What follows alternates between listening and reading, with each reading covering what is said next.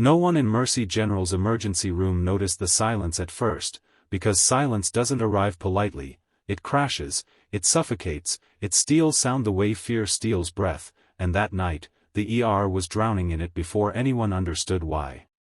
Just moments earlier, alarms were chirping, gurneys rolling, nurses shouting vitals, families crying, the usual chaos of a place where life and death negotiated every second, but then the doors exploded inward with a metallic scream and everything froze.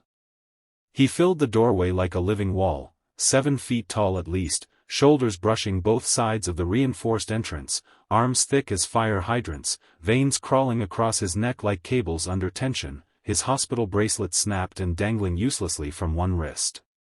Blood streaked his knuckles, not his own, and the security guards who had tried to stop him lay groaning on the floor behind him, radios crushed, pride shattered.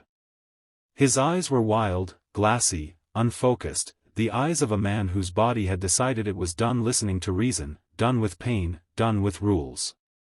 Someone whispered, "Oh God," and someone else dropped a clipboard that shattered like a gunshot, making the giant flinch and roar, a sound so deep it vibrated in the ribs, a sound that said this wasn't a patient anymore, this was a force of nature tearing loose in a room full of fragile humans.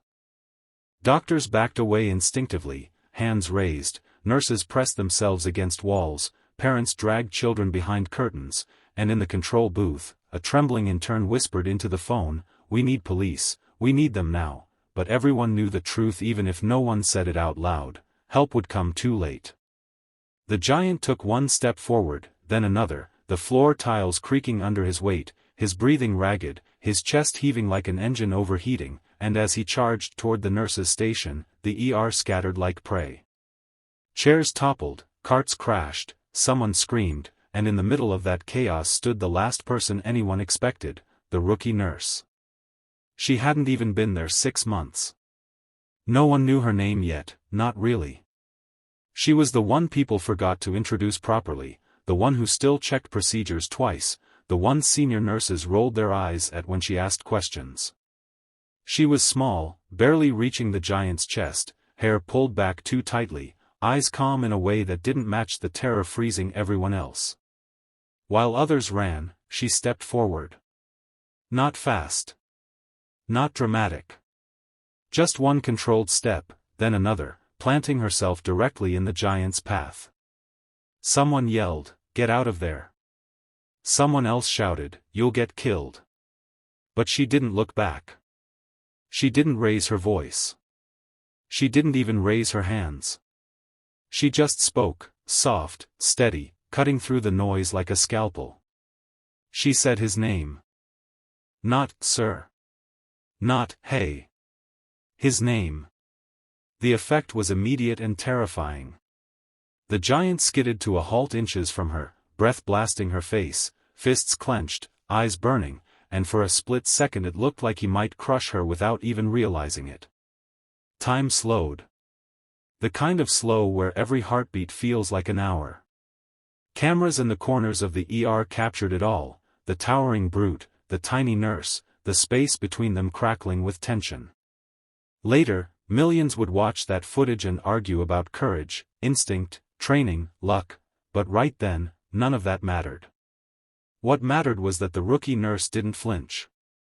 She looked up at him, really looked, and spoke again, saying words no one else would have dared say, words that reached past his rage and slammed straight into something raw and human inside him.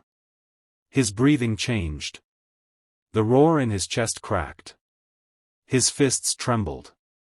And then, in a move so fast no one could stop her, she stepped closer, right into his reach, placing 2 fingers against a pressure point on his forearm while shifting her stance just enough to unbalance a man twice her size. Gasps ripped through the ER. A doctor fainted. Someone screamed her name, but it was too late. In one fluid motion, the giant's knees buckled, his strength evaporated like air from a punctured tire, and 7 feet of fury collapsed to the floor in a controlled, almost gentle fall, the rookie nurse guiding him down as if she'd done it 1,000 times before. The ER stood frozen, mouths open, hearts pounding, staring at the impossible sight of a monster neutralized not by force, not by weapons, but by calm, knowledge, and timing. As order rushed back in and staff swarmed the fallen man, one question echoed silently through every stunned mind: who was she, and how did she just do that? If you're watching this story right now, don't blink, because what happened next shocked even the doctors who thought they'd seen everything. The room didn't erupt right away after the giant hit the floor, because shock has weight, and it pressed down on every chest in Mercy General's ER like a physical force, pinning people in place as they stared at the impossible scene in front of them. 7 feet of muscle and rage lay restrained on the cold tile, chest rising and falling slower now, eyes no longer wild but confused, almost childlike, while the rookie nurse knelt beside him with one knee grounded, one hand steady on his wrist, monitoring his pulse as calmly as if she were checking vitals on a sleeping patient. Only then did motion return in fragments. Someone dropped to help secure his legs, another nurse snapped out of her trance and rushed for restraints, a doctor barked orders too late to matter, and security finally staggered back into the room, bruised and furious and utterly humbled. What did you do?" one of the senior nurses whispered, her voice cracking, eyes locked on the rookie like she was looking at a ghost. The rookie didn't answer. She was focused, listening to the giant's breathing, watching his pupils, counting under her breath, the way someone does when they've learned that panic helps no one. The giant groaned softly, not in anger now but in pain, real pain, the kind that strips a man of his illusions of invincibility, and when his eyes finally focused, they landed on her face. "I didn't want to hurt anyone," he muttered, voice thick, heavy with shame, and for the first time since he'd burst through those doors, the ER felt like a hospital again instead of a battlefield. Sirens wailed outside, police at last, but no one rushed to open the doors because, somehow, the danger had already passed. The rookie nurse finally stood, rising slowly, deliberately, as if sudden movement might shatter the fragile calm she'd built. She adjusted her scrubs, wiped a smear of blood from her sleeve, and only then did she look around, taking in the wreckage, the overturned carts, the terrified faces staring back at her like she'd just rewritten the laws of physics. "He's crashing," she said quietly, pointing at the giant, "and if you cuff him like that, you'll kill him." The words landed like a slap. The police hesitated. Doctors exchanged looks. A man who'd just taken down 2 security guards and nearly turned an ER into rubble was now being defended by the smallest person in the room. "He's in adrenal overload," she continued, her voice steady, unshaking, with undiagnosed complications. "You restrain him wrong, his heart stops. I need 10 minutes. Silence again. Then, unbelievably, they listened. As the police stepped back and the medical team moved in under her direction, whispers spread like electricity. "Who is she? Did you see how fast she moved? That wasn't luck. That was training." Someone pulled up her employee file on a screen at the nurse's station.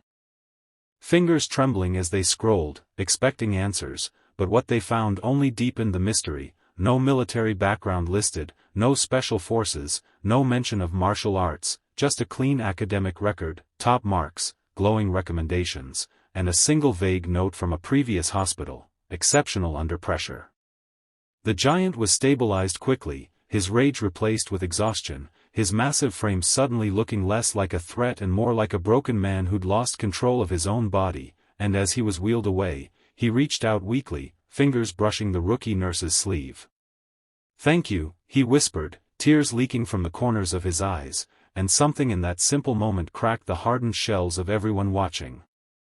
When the doors finally closed behind him and the ER exhaled as one, the room erupted, not in cheers, but in stunned, overlapping voices.